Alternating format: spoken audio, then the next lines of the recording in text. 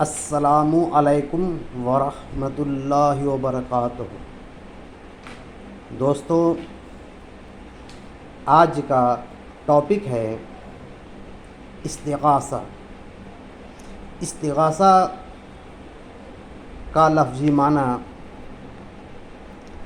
مدد مانگنے کے اور اصطلاحی معنی غیبی مدد مانگنے کے ہیں۔ اللہ تبارک تعالیٰ سے ہی تمام حقیقی استغاثہ ہے۔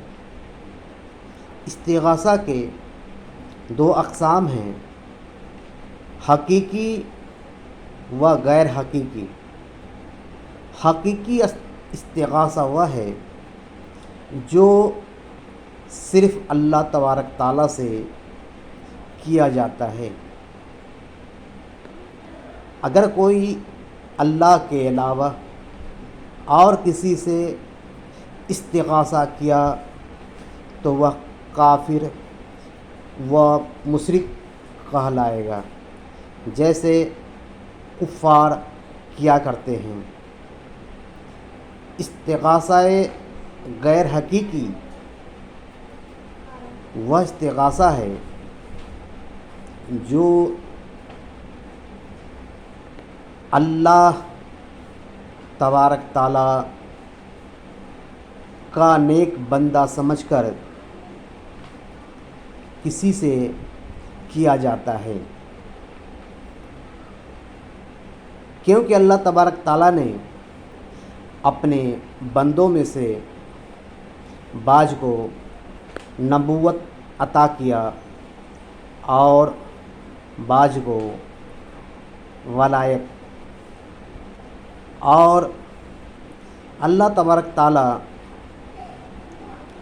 اپنے مقرب بندوں کی دعا کو رد نہیں کرتا۔ اس لیے مسلمان اپنے حاجت کی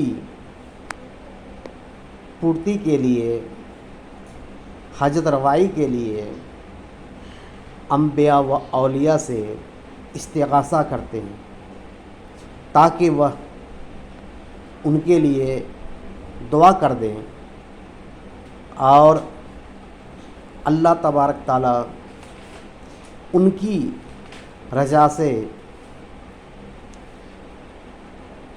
استغاثہ کو قبول کرے اور اللہ تبارک تعالیٰ مصیبت کو دور فرمائے۔ استغاثہ انبیاء علیہ السلام سے کرنا یہ صحابہ کرام کی سنت ہے۔ صحابہ کرام رضی اللہ عنہم کو جب بھی کوئی پریشانی آتی تو وہ بارگاہ نبوت صلی اللہ علیہ وسلم میں حاضر ہوتے اور نبی اکرم صلی اللہ علیہ وسلم سے استغاثہ کرتے اور وہ ان کے لیے دعا کرتے اور ان پہ نگاہ کرم فرماتے اور اللہ تبارک تعالیٰ ان کی مصیبت کو دور فرماتا۔ محض استغاثہ غیر حقیقی کسی کو توسل بنانے کے لیے کیا جاتا ہے، جو شریعت میں جائز ہے